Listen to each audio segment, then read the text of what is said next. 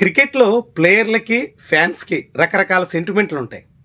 ఎంతటి సెంటిమెంట్లు అంటే మొన్న గ్రహణం సందర్భంగా గ్రహణం విడిచేటంత వరకు టీమిండియా సెమీస్కి ముందు ప్రాక్టీస్ మొదలు పెట్టలేదు. ఇక అహ్మదాబాద్ మ్యాచ్ ఫైనల్స్కి ముందు గతంలో తాము స్టే చేసిన హోటల్కి వెళ్లకుండా మరో హోటల్ని ఆశ్రయించాల్సి వచ్చింది. ఇలా టీమిండియాలోనే రకరకాల సెంటిమెంట్లు ఉంటాయి. ఇక ఫ్యాన్స్ అయితే తాము ఎక్కడ కూర్చున్నామో అక్కడ కూర్చుంటేనే వికెట్లు పడతాయని, తమకు కావలసిన ప్లేయర్ అక్కడుంటేనే భారీగా రన్స్ చేస్తాడని కదలకుండా మ్యాచ్ అంతా చూసిన సందర్భాలు కూడా చాలా మందిలో ఉంటాయి. అలాంటిది తాము కదలకుండా అక్కడే కూర్చోవడం వల్ల మ్యాచ్ గెలిచిందని, తాము ఆ హోటల్లో స్టే చేయకపోవడం వల్లే మ్యాచ్ గెలిచి కప్పు గెలుచుకున్నామని ఎవరైనా చెప్తే ఎంత విడ్డూరంగా ఉంటుంది, ఎంత విస్మయకరంగా ఉంటుంది. ఇప్పుడు నారా లోకేష్ మాటలు అదే పరంపరలో కనిపిస్తున్నాయి. నారా లోకేష్ ఇప్పటి వరకు హాజరైన క్రికెట్ మ్యాచ్ల్లో టీమిండియా ఓటమి పాలు కాలేదంట. అంటే టీమిండియా కప్పు గెలిచిందంటే దాని వెనక తానే కారణం అని చెప్పుకునేటంత వరకు ఈ ఆంధ్రప్రదేశ్ మంత్రి సాగిపోతున్నారా అనే సందేహం కలగక మానదు. ఇటీవల నారా లోకేష్ క్రికెట్ మ్యాచ్ల కోసం హాజరవుతున్నటువంటి తీరు మీద రాజకీయంగా చాలా పెద్ద చర్చ సాగుతోంది. రాజకీయంగా నారా లోకేష్ ప్రత్యర్థులు వైఎస్ఆర్సీపీ నేతల విమర్శలే కాదు, స్వయంగా ఏబిఎన్ ఆంధ్రజ్యోతి రాధాకృష్ణ లాంటి వాళ్ళు కూడా లోకేష్ని తీవ్రంగా తప్పుపట్టారు. లోకేష్ ధోరణిని తీవ్రంగా నిరసించారు. కొన్ని కావాలంటే కొన్ని వదులుకోవాల్సిందే, చంద్రబాబును చూసి నేర్చుకోవాల్సిందే, విలాసాలు జల్సాలు ఇలాంటి వాటికి ప్రాధాన్యత ఇవ్వడం తగదు అని కూడా హితోక్తులు పలికారు. అయినా వాటన్నింటినీ పెడచెవిన పెట్టి ఈ T20 వరల్డ్ కప్ సందర్భంగా లీగ్ మ్యాచ్లో పాకిస్తాన్తో టీమిండియా ఆడే మ్యాచ్ కోసం కొలంబో వెళ్ళిన నారా లోకేష్ ఫైనల్స్లో న్యూజిలాండ్తో మ్యాచ్ కోసం అహ్మదాబాద్ కూడా వెళ్ళారు. అక్కడ గెలిచారు, ఇక్కడ గెలిచారు, అంతకుముందు దుబాయ్లో ఛాంపియన్స్ ట్రోఫీ మ్యాచ్లు కూడా గెలిచారు. కాబట్టి తాను ఆ టోర్నమెంట్కి హాజరైన కారణంగానే టీమిండియా గెలుస్తుంది అనే రీతిలో సంకేతాలు ఇచ్చేందుకు స్వయంగా నారా లోకేష్ ప్రయత్నం చేయడమే విడ్డూరంగా ఉంది.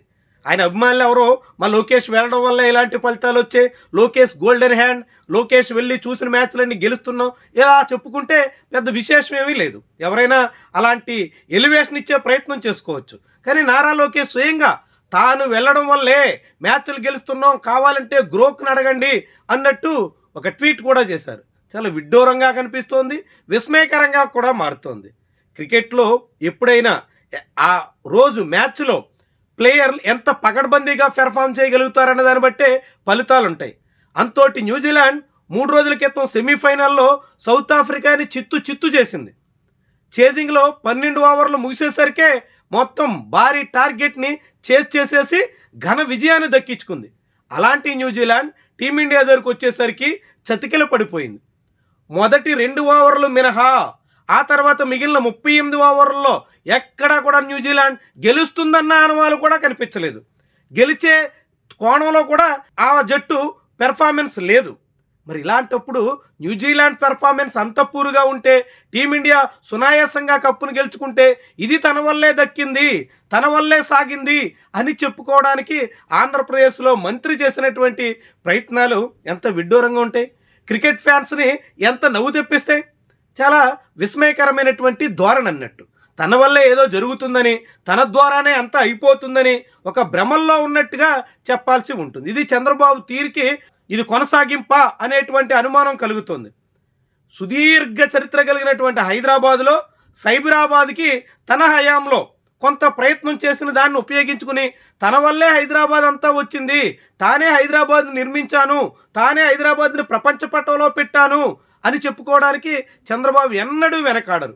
చంద్రబాబు అభిమానులు అయితే ఇంకేకంగా నారా బ్రాహ్మణ్ లాంటి వాళ్ళు కూడా హైదరాబాద్ని నిర్మించిందే చంద్రబాబు అని చెప్పేటంత సాహసం కూడా చేస్తారు. అలా హైదరాబాద్ క్రెడిట్ అంతా తనదేనని చంద్రబాబు తన ఖాతాలో వేసుకునే ప్రయత్నం చేస్తుంటే, ఆయన తనయుడు టీమిండియా వరల్డ్ కప్ గెలవడంలో తనదే ఘనత అని చెప్పుకునే ప్రయత్నం చేస్తున్నారు. నిజానికి ఐసీసీ టోర్నమెంట్లో 2023 నుంచి 2026 వరకు 33 మ్యాచ్లు గెలిస్తే టీమిండియా కేవలం 2 మ్యాచ్లు ఓటమి పాలైంది. 2023 one day world cup, 2024 T20 world cup, 2025 champions trophy, 2026 T20 world cup. ఈ మొత్తం 4 టోర్నీలకు గాను 2 మ్యాచ్లు ఓడిపోతే అందులో నారా లోకేష్ హాజరైంది 4 మ్యాచ్లు. మరి మిగిలిన 29 మ్యాచ్ల్లో ఎట్లా సాధ్యమైంది, ఎలా ఫలితం వచ్చింది, దానికి కారణం ఎవరు? ఈ మరి నారా లోకేష్ ఎంత విడ్డూరమైనటువంటి వ్యాఖ్యానాలు చేస్తున్నారో, ఎలా క్రెడిట్ని తనకు ఆపాదించుకునే ప్రయత్నంలో ఉన్నారో ఆయన వ్యవహార శైలి చాటుతోంది. క్రికెట్ అభిమానులకి ఇది చాలా పెద్ద స్థాయిలో నవ్వు పుట్టించే విషయంగా కూడా మారుతోంది.